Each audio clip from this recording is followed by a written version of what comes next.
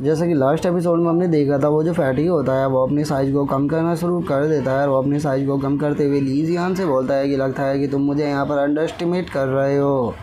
अगर ऐसी बात है तो चलो मैं अब तुम्हें अपनी रियल पावर दिखाऊंगा, और मुझे यकीन है कि तुम मेरी रियल पावर को देखकर बिल्कुल भी डिसअपॉइंट नहीं होगे। और इतना बोलकर हम देखते हैं कि उसने अपने साइज़ को नॉर्मल कर लिया होता है और वो फाइट करने के लिए भी पूरी तरह से तैयार हो जाता है। जो देखकर अब जो ली जियान होता है वो चैन से बोलता है कि इसने यहाँ पर केवल अपनी साइज़ को ही नहीं घटाया, बल्कि अब जो इसकी कल्टीवेशन का लेवल है वो भी काफ़ी ज़्यादा इंक्रीज हो चुका है। और मुझे लगता है कि इसे डील करने में अब काफ़ी प्रॉब्लम भी होगी। एक चीज़ तो माननी पड़ेगी कि जो टोंगटियान अकेडमी है उसके अंदर अभी भी बहुत सारे लोग ऐसे हैं जिनके बारे में हम कुछ भी नहीं जानते और उनकी पावर भी अनप्रेडिक्टेबल है। और ली जियान के इतना बोलते ही अब जो वो फैटी होता है वो ली जियान के ऊपर अटैक करने के लिए आने लगता है। वो ली जियान के ऊपर अटैक करते हुए बोलता है कि वैसे तो मैं जानता हूँ कि तुम पूरी तरह से यूजलेस हो, लेकिन उसके बाद भी मैं देखना चाहूँगा कि तुम यहाँ पर क्या कर सकते हो। जो सुनते के साथ ही अब जो ली जियान होता है वो अर्थ गोडस को बाहर निकाल लेता है। और वो अर्थ गोडस को बाहर निकालते हुए उससे बोलता है कि अर्थ गोडस जल्दी से अपनी वाइन का यूज कर इसे यहाँ पर रोकने की कोशिश करो।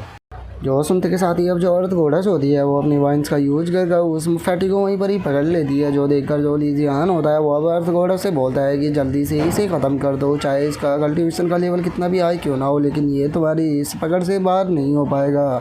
और ली जियान के इतना बोलते के साथ ही हम देखते हैं कि वो जो फैटी होता है वो बहुत ही आसानी से उन वाइन्स से फ्री हो जाता है। और उसी के साथ में वो अपने ओरा को भी रिलीज करना शुरू कर देता है। और उसके ओरा के प्रेशर से हम देखते हैं कि जो ली जियान और जो चैन होता है वे दोनों काफ़ी पीछे जाकर गिरते हैं।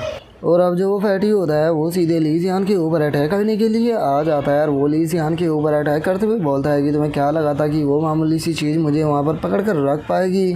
और इतना बोलकर वो ली जियान के ऊपर जैसे ही अटैक करता है, जो ली जियान होता है वो वहाँ से गायब हो जाता है। और वो उसके पीछे आकर अब उसके ऊपर अटैक करते हुए बोलता है कि एक्यूपंक्चर पॉइंट हैंड।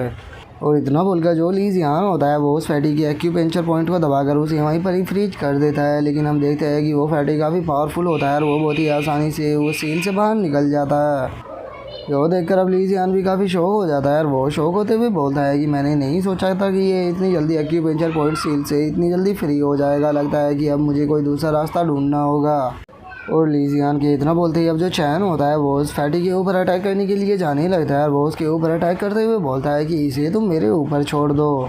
जो सुनकर अब जो वो फैटी होता है वो भी अपनी पंच को रेडी करते हुए चैन की तरफ मारते हुए बोलता है कि क्या तुम्हें लगता है कि तुम्हारे जैसा मामूली सा पर्सन मुझे रोक पाएगा। और इतना बोलकर वो जो फैटी होता है वो चैन के पेट में बहुत ही पावरफुल पंच को मार देता है, जिस कारण हम देखते हैं कि जो चैन होता है उसकी भी उस पंच से हालत काफ़ी ख़राब हो जाती है और उसके मुंह से भी ब्लड आने लगता है। लेकिन जो चैन होता है वो तभी उस फैटी के हाथों को पकड़ लेता है। जो देखकर अब वो फैटी भी काफ़ी ज़्यादा शौक हो जाता है और उसे कुछ भी समझ में नहीं आता। लेकिन तभी जो चैन होता है वो उसके हाथों को पकड़कर उसे अपनी तरफ खींचकर अब उसके गले पर बाइट कर उसका खून पीना शुरू कर देता है। जो देखकर अब उस फैटी को बहुत ज़्यादा गुस्सा आता है और वो गुस्से में उसके पंच मारते हुए बोलता है कि तुम्हारी हिम्मत कैसे हुई मुझे बाइट करने की। लेकिन जो चैन होता है वो अभी भी उसे नहीं छोड़ता और वो दोबारा से उसके बाइट करना शुरू कर देता है। जो देखकर फैटी गुस्से में चिल्लाते हुए बोलता है कि छोड़ो मुझे, अगर तुमने मुझे अभी नहीं छोड़ा तो मैं तुम्हारी बॉडी को हज़ारों पीसों में काट दूँगा। और अब चैन की ऐसी हालत को देखकर जो ली जियान होता है वो भी थोड़ा घबराने लगता है और वो उसकी मदद करने के लिए आ ही रहा होता है। लेकिन तभी जो चैन होता है वो ली जियान को रोकते हुए बोलता है कि तुम्हें मेरी टेंशन लेने की ज़रूरत नहीं है, मैं इसे अकेला ही संभाल लूँगा। और इतना बोलकर अब जो चैन होता है वो उस फैटी से बोलता है कि तुमने आज बहुत बड़ी गलती की यहाँ पर हमसे फाइट करने के लिए आकर। और इतना बोलते के साथ ही हम देखते हैं कि अब जो चैन होता है वो अपने शरीर को धुएं में बदल कर उसे चारों तरफ से घेर लेता है, जिसे देखकर अब जो ली जियान होता है वो बोलता है कि लगता है कि जो चैन है वो अब इसे नहीं छोड़ेगा। और उसके इतना बोलते के साथ ही अब हम देखते हैं कि जो चैन होता है वो उस धुएं से बाहर आ जाता है और उसकी जो बॉडी होती है वो भी नॉर्मल हो चुकी होती है। और वहीं दूसरी तरफ हम उस फैटी की हालत देखते हैं जहाँ पर कि अब जो उसका शरीर होता है वो बिल्कुल सूख चुका होता है और ऐसा लग रहा होता है कि जैसे कि चैन ने उसकी बॉडी के अंदर से सारे ब्लड को निकाल लिया हो। जो देखकर अब जो चैन होता है वो भी खुश हो जाता है और वो खुश होते हुए बोलता है कि फाइनली ये काम कर गया। जो देखकर जो पिगी होता है वो चैन से बोलता है कि मानना पड़ेगा कि जो असुरा ब्लड है वो सच में बहुत पावरफुल है। और पिगी के इतना बोलते के साथ ही अब जो ली जियान होता है वो भी चैन के पास में आ जाता है और वो चैन के पास में आते हुए उससे पूछता है कि चैन तुम्हारी हालत ठीक तो है ना। जो सुनकर चैन उसको बताता है कि हाँ मैं पूरी तरह से ठीक हूँ, लेकिन अभी मुझे ऐसा लगता है कि असुरा ब्लड की पूरी पावर का यूज करने के लिए अभी मैं काफ़ी ज़्यादा वीक हूँ, मुझे जल्द से जल्द पावरफुल बनना होगा। और इससे मुझे ऐसा लग रहा है कि अगर मैं इसी तरह से इस पावर का यूज करता रहा तो मैं बहुत पावरफुल बन जाऊँगा, जिसके बाद मुझे नहीं लगता कि मुझे कोई भी रोक पाएगा।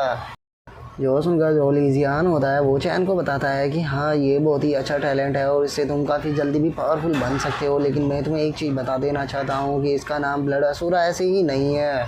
इस ब्लड असुरा को अच्छे से कल्टीवेट करने के लिए तुम्हें एक तरह से हत्यारा बनना होगा और तुम्हें बहुत सारे लोगों को भी मारना होगा। तो इसीलिए मैं तुम्हें ये चीज़ क्लियर कर देना चाहता हूँ कि तुम अब एक नॉर्मल ह्यूमन नहीं रहे हो, अब तुम उससे काफ़ी ज़्यादा आगे निकल चुके हो। इसीलिए मैंने सुबह में ही तुमको बोला था कि इसकी बहुत बड़ी कीमत है।